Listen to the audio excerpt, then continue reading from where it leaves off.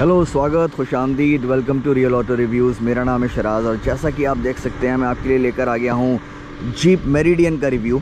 और भाई गर्मी बहुत है, अंदर अंदर बैठ के जो है और आपको गाड़ी चला के सारी बातें बताता हूँ।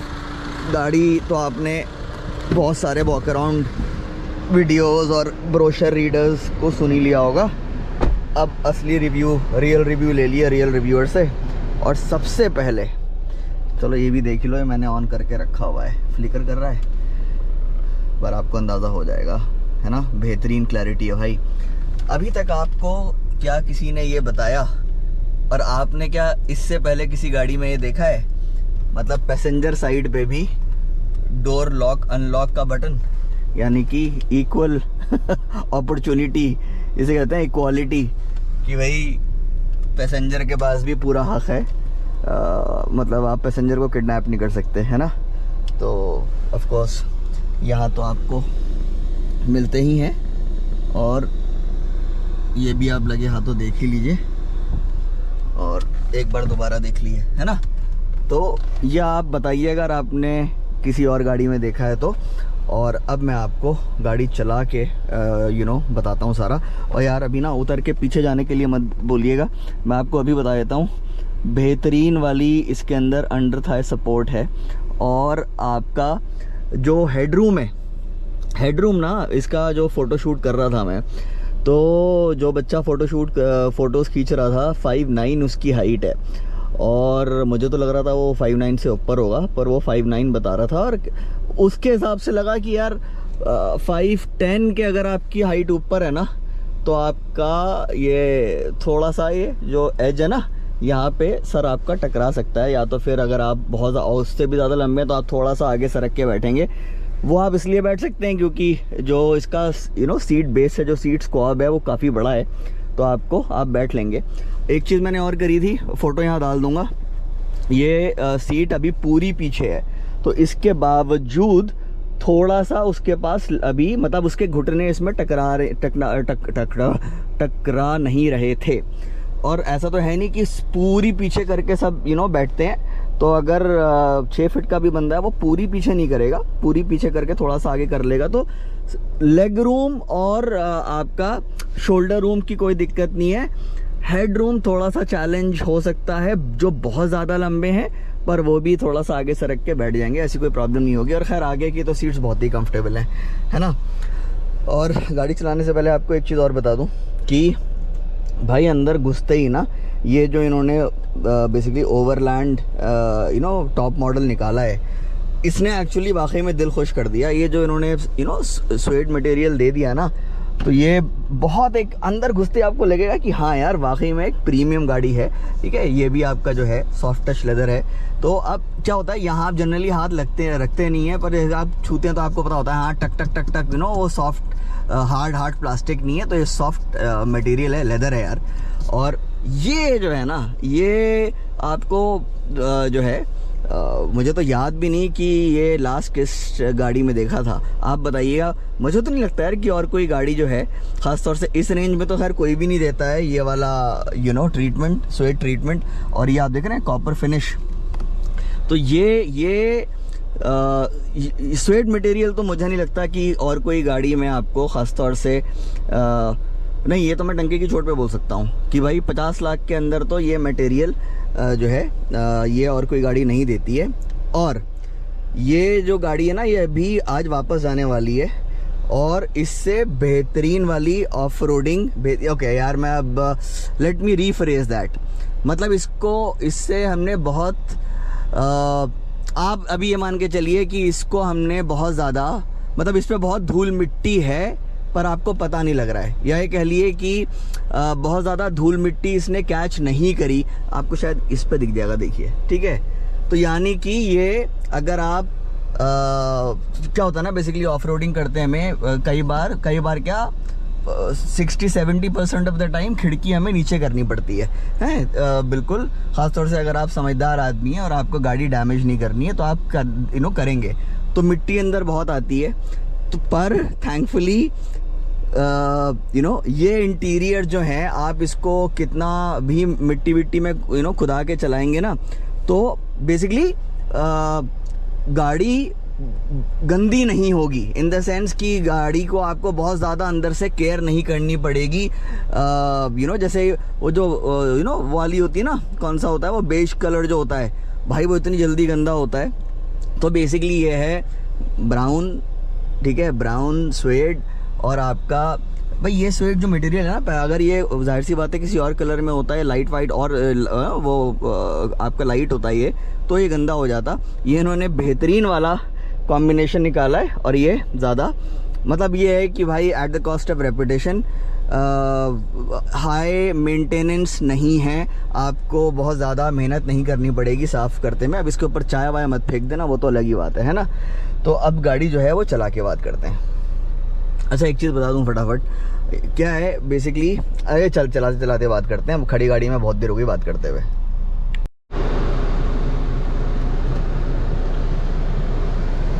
चलिए साहब अब चला के बात करते हैं।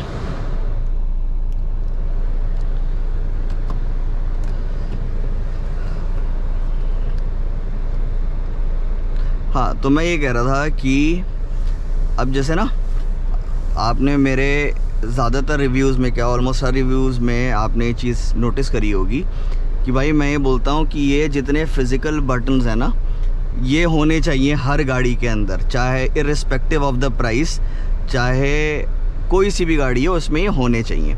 तो इसमें हैं बस एक छोटी सी चीज़। अब वेंटिलेटेड सीट्स वो ना, अब यहाँ से ऑन ऑफ, और ऑफ कोर्स इसके कितने लेवल आपको करने हैं वो यार, यहाँ से अब क्या नाम है, आप वेंटिलेटेड सीट जो है 1 सेकंड लगेगा आपको करने में, पर ज़्यादा अच्छा होता अगर यहाँ बटन होता, ठीक है। दूसरी चीज़, अब मुझे जो है मान लीजिए कैमरा खोलना है, वो भी एक आप व्हीकल पे क्लिक करेंगे और एक उसका भी अगर दे देते, पर again I am nitpicking, ये इतनी गहरी चीज़ नहीं है। मतलब सामने है ना, ये भी सामने है, यहाँ पर 2 क्लिक में आपका ये खुल रहा है और ये भी सामने है। तो यानी कि एर्गोनॉमिकली कोई शिकायत नहीं है, सब कुछ बहुत बढ़िया है।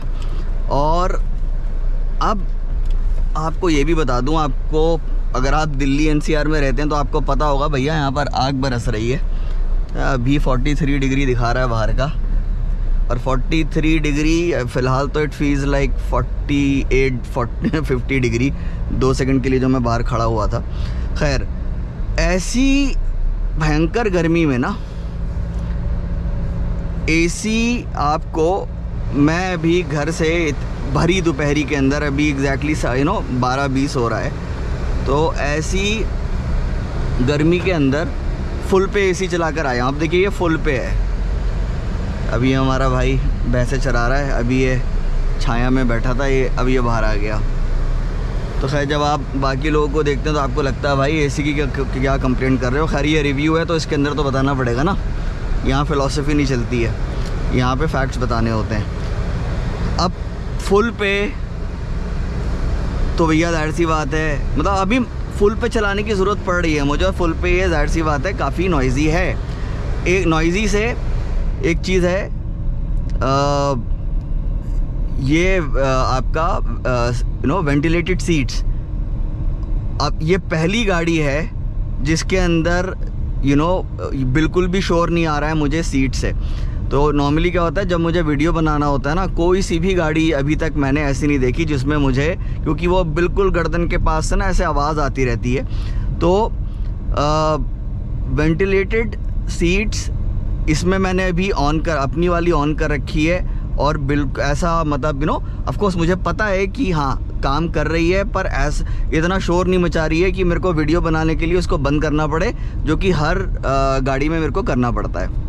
और पर ये चीज़ आप जो शोर भी मचाती हैं, I don't think so it will bother you unless and until आप वीडियो बना रहे हैं। अच्छा, और coming back to the AC, भाई इतनी महंगी गाड़ी में अगर मुझे फुल ब्लास्ट पे एसी चलाना पड़े इतनी गर्मी में, तो थोड़ी सी ये मज़ेदारी वाली बात नहीं है।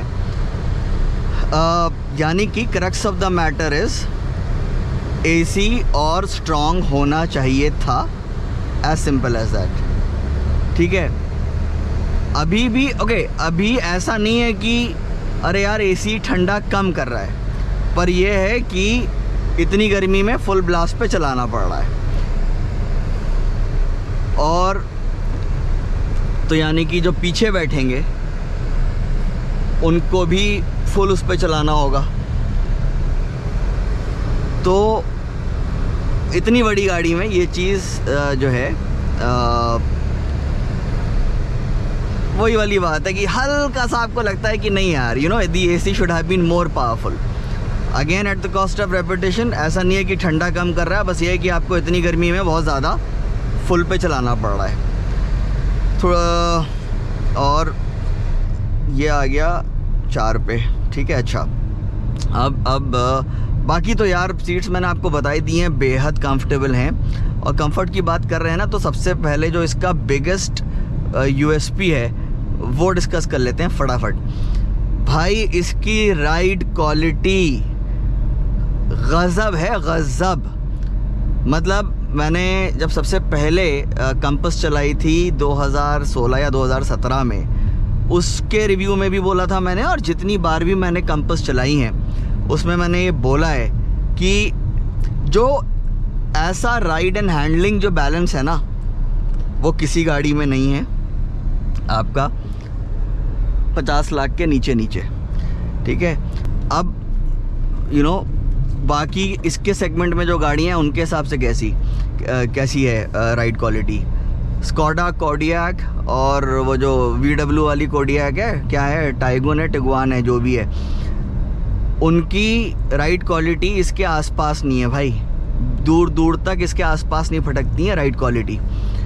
और okay, Citroen C5 Aircross, okay, उसकी राइड क्वालिटी है, मैंने उसके रिव्यू में एक चीज़ बोली थी, बिल्कुल लो स्पीड पे, मान लीजिए बहुत ख़राब रोड है और आपको पूरी गाड़ी आपकी भरी हुई है, आपके पेरेंट्स बैठे हैं, और बिल्कुल लो स्पीड पे, मैंने कंपस से कंपेयर करा था, बिल्कुल लो स्पीड पे बहुत गंदे रास्तों पे C5 एयरक्रॉस की जो राइड क्वालिटी है वो ज़्यादा बेहतर है। हाई स्पीड पे जो राइड क्वालिटी है, या कह लिए जो चैसी बिहेवियर है, राइट, जो साइड टू साइड मूवमेंट है, वो आपका कंपस में एज कम्पेयर टू C5 कम है। Same goes for this one. और सिर्फ राइड क्वालिटी नहीं, आपको हैंडलिंग भी थोड़ा सा डेमोन्स्ट्रेशन कर ही देते हैं। और ये आप देख रहे हैं कि यू नो मैं कोई स्क्रिप्ट से नहीं पढ़ रहा हूँ।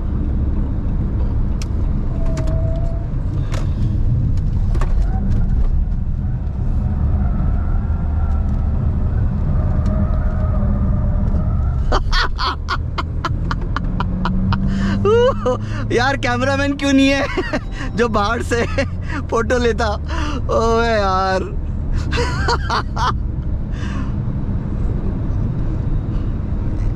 ये करो आप MG ग्लॉस्टर या फॉर्च्यूनर में या एंडेवर में रोल हुए पड़े हुए हो गए। सी अगेन बहुत ओके, यहाँ मैं एक चीज़ बता दूँ भाई, मैंने ना थोड़े से रिव्यू खोल के देखे, हर एक बंदा अरे एंडेवर नहीं आती है अब, तो क्या ये अभी ये फॉर्च्यूनर का यू नो राइवल है? अबे नहीं है बेवकूफ़ो, फॉर्च्यूनर का राइवल नहीं है ये। Fortuner, Endeavour, they are trucks, okay. वो ladder frame, okay, body on frame construction है, ये यूनी बॉडी कंस्ट्रक्शन है। No, this is not a Fortuner's rival, this is not a replacement for the Endeavour, alright. आप is it an alternative? Yes, but so is a sedan. आप बोलते ना कि यार मैं इतने पैसों में गाड़ी लेने जा रहा हूँ, मेरे ऑप्शन क्या है? अच्छा यार, आप सेडान है और आपका यू नो ट्रक वाला SUV है और आपका ये यूनिबॉडी SUV है, क्या लेना पसंद करेंगे आप, है ना? पर डायरेक्ट राइवल्स नहीं हैं, ये ऑप्शंस हैं आपके पास। तो फॉर्च्यूनर, ठीक है, वो एक यू नो अलग कैटेगरी है। आपको you know hard core of road के लिए लेना है, आप वो लेंगे आपका। और जाहिर सी बात है यार, आपको 90-95% आपको रोड्स पे चलना है, this would be one of your best choices. I would say this would be your best choice. Why? आपको एक ऐसी गाड़ी मिल रही है जो पहली चीज़ तो ये कि ऑन रोड बिहेवियर बहुत अच्छा है, और आपका ऑफ रोड जो है वो भी अच्छा खासा कर लेती है. मैं फटाफट, ऑल्दो मैं ऑफ रोड वीडियो के अंदर सारी बातें आपको बताऊंगा, यहाँ छोटी सी आपको बात बता दूं. देखिए, सिर्फ़ और सिर्फ ये आप इससे वो वाले ऑब्स्टिकल्स अटेंड मत करिएगा, या वो जगहें आप अटेम्प्ट मत करिएगा जहाँ पर तो आपको इसका जो बेसिकली एंगल ऑफ अप्रोच है ना, इसके फ्रंट बम्पर की वजह से, और इसका इंटरकूलर बिल्कुल नीचे की तरफ है, मतलब तो आपका अब क्योंकि वो इतना नीचे इन्होंने प्लेस किया है, तो वैसे भी आपको ज़्यादा हार्डकोर ऑफ रोडिंग इससे नहीं करनी है, आपको बम्पर और इंटरकूलर डैमेज नहीं करना है. तो बेसिकली एंगल ऑफ अप्रोच इसका अच्छा नहीं है, डिपार्चर एंगल कंपैरेटिवली फिर भी बेहतर है. तो बेसिकली बहुत ज़्यादा ऊंच जैसे अब ये इंक्लाइन है, इसको आप अटेम्प्ट मत करिए. रॉक क्रॉलिंग, मतलब बेसिकली जहाँ पे एंगल ऑफ अप्रोच का ज़्यादा खेल ना हो, वो वाले आप सारे ऑब्स्टिकल्स कर जाएंगे, ठीक है. और क्योंकि व्हील बेस लंबा है, तो आप वो जो आर्टिकुलेशन कोर्सेज होते हैं ना, जो इन्होंने या सारे ही मैन्युफैक्चरर वो करते हैं, जब गाड़ी फर्स्ट ड्राइव करते हैं, गाड़ी के हिसाब से उसको बनाते हैं ट्रैक को, समझ रहे हैं. असल ज़िंदगी में आपको मेजर ट्रैक्स नहीं मिलेंगे, असल ज़िंदगी में थोड़ा आपको केयरफुल रहना होगा. दैट सेड, आप इससे क्या कर सकते हैं, आप कीचड़ वीचड़ में निकालेंगे, कोई दिक्कत नहीं आएगी. ओके, ऑफ कोर्स उसमें भी अगर आप अनाड़ी होंगे तो फंसा सकते हैं, और अगर आपको सैंड में चलानी है, आप चला सकते हैं. और बेसिकली जहाँ पे आपको लग रहा है यार कि ये 2 व्हील ड्राइव गाड़ी नहीं जाएगी, ये चली जाएगी, बशर्ते बहुत ज़्यादा ऊपर नीचे वाली चीज़ें नहीं हों. आपको बेसिकली फ्रंट बम्पर का ध्यान रखना है. आपको लग रहा है कि फ्रंट बम्पर टकरा सकता है, बैक ऑफ. उसके अलावा ये बहुत कैपेबल है गाड़ी, ठीक है. अच्छा, अब क्या बचा, फटाफट परफॉर्मेंस की बात कर लेते हैं. यार आपको शायद अभी अंदाज़ा हो गया होगा उस राउंड अबाउट पे, लोग कहते हैं कि गियर बॉक्स की बुराई करते हैं. अबे बेवकूफ़ों, इन्होंने जो ये गियर बॉक्स बनाया है ना, ये इसको रॉकेट बनाने के लिए नहीं बनाया है, इन्होंने बनाया है. देखिए, 2 चीज़ें हैं. ये आपका ओके, फिर मुझे थोड़ी सी ऑफ रोड की बात करनी पड़ेगी. देखिए, बहुत छोटी सी बात यह है कि ये एक ऑल व्हील ड्राइव व्हीकल है, ओके, यानी कि इसमें ट्रांसफ़र केस नहीं है, ऑलराइट. क्लच पैक है, पर सुजुकी के जो ऑल व्हील ड्राइव गाड़ियां हैं ना, उनमें जो पावर ट्रांसफ़र है ना, वो थोड़ा देर में होता है, ऑलराइट. और इसका जो ऑल व्हील ड्राइव सिस्टम है, मतलब ये आपको ऐसे लगेगा कि actually it is a permanent 4 wheel drive vehicle. Okay, there is a difference. मैं इस पर एक अलग वीडियो बना दूंगा. मकसद ये है कि शुरू में यानी कि आपको उसी टाइम पे चाहिए होता है, आपका 0 से लेके 50 किलोमीटर्स पर आवर तक आपको, मतलब उस टाइम पे चारों पहियों में पावर जा रही होती है. ओके, इट्स ओनली जब आप क्रूज़ कर रहे हैं, ओके, उस टाइम पे आपका रियर ड्राइव शैफ्ट जो है वो डिस्कनेक्ट हो जाती है, और सिर्फ अगले it becomes a front wheel drive vehicle. भाई सीधे सीधे आपको हाईवे पे क्रूज़ करना है तो आपको और क्या चाहिए, है ना. पर जहाँ इसको लगता, जहाँ पे पहली बात तो ये, तब भी मान लीजिए आप अभी जैसे अगर आप 60-70 वगैरह पे या कितनी भी स्पीड पे मोड़ेंगे ना, automatically the vehicle will send power to the rear wheels as well for better traction. और दिखाऊं यहाँ पर आपको थोड़ा सा,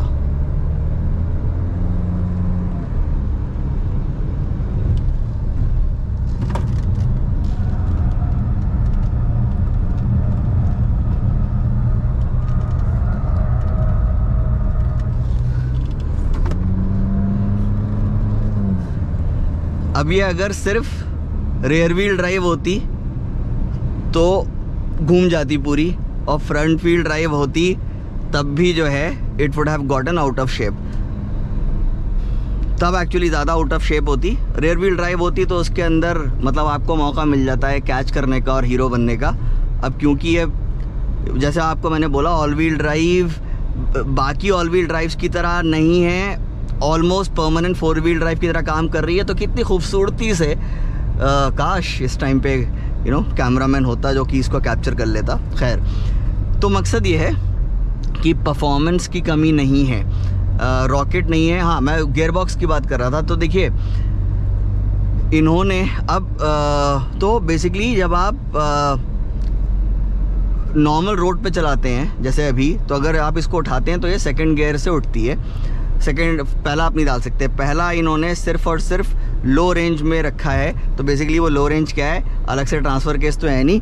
आपने 4 व्हील ड्राइव लो जब आप दबाएंगे तो वो पहले गियर में आपका उठेगी, यानी कि, और देखिए ट्रांसफ़र केस में भी क्या होता है, transfer case is a set of gears, okay, जो ज़्यादा जो है वो ज़्यादा लो गियर्स होते हैं, तब इनको लो रेंज बोला जाता है, आपको ज़्यादा टॉर्क मिलता है। तो थ्योरेटिकली कर ये भी वही रहा है, इसमें आपको एक ज़ाहिर सी बात है एक ही लो रेशो आपको जो प्रॉपर 4x4 होते हैं उनमें भी मिलता है ट्रांसफ़र केस के अंदर, तो इसमें भी आपको वही मिल रहा है। तरीका अलग है पर काम आपका वही हो रहा है। तो आपको लो रेशो के अंदर, यानी कि आपका लो रेशो क्या है, इसका फर्स्ट गियर, और वो आपको जो है ऑफ रोडिंग में काफ़ी मदद देता है। तो एक तो वो रीज़न हो गया। दूसरा ये हो गया कि जो इसके गियर चेंजेस हैं भाई, वो इतने सीमलेस है ना, वो इतने प्यारे सीमलेस हैं, मतलब आपको पता भी नहीं लगता कब गाड़ी जो है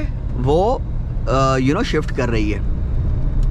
आपको ये ज़रूर पता लगता है कि ऐसा नहीं है, मतलब कि बिल्कुल ही पता नहीं लगता है, पर यह है कि झटका नहीं है कोई भी, ओके, चाहे वो डाउन शिफ्ट हो चाहे अप शिफ्ट हो, it's a smooth experience, right. और थोड़ा सा आपको शुरू में क्या इरिटेंट लगेगा, 30-40 के नीचे आपको लगेगा भाई ये अब शिफ्ट क्यों नहीं मार रही है, तो वो आपको लगेगा कि यार अब शिफ्ट हो जाना चाहिए था। पर उसके अलावा मज़े की बात, डाउन शिफ्ट बहुत क्विक है यार, ये बहुत बेहतर, ये देखिए, और ये मैनुअल मोड में भी नहीं है, नॉर्मल ड्राइव मोड में है। डाउन शिफ्ट बहुत क्विक है। That is what you want. और सो जस्ट टू समराइज, आपको परफॉर्मेंस जो है वो उसकी कमी नहीं लगेगी। It's not a rocket but it's not a slouch either, okay. ये गाड़ी जो है, जैसे कहते हैं ना, मतलब भर की परफॉर्मेंस इसमें अच्छी खासी है।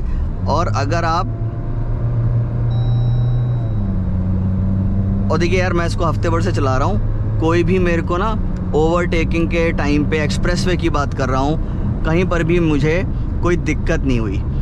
तो आपको ये बिल्कुल डंके की चोट पे बोल रहा हूँ कि आपको ना बिल्कुल भी पावर की, टॉर्क की, ओवरटेकिंग के टाइम और इमीडिएट ओवरटेक्स जो हैं, आपको कोई प्लानिंग की ज़रूरत नहीं है। अच्छी खासी पावर है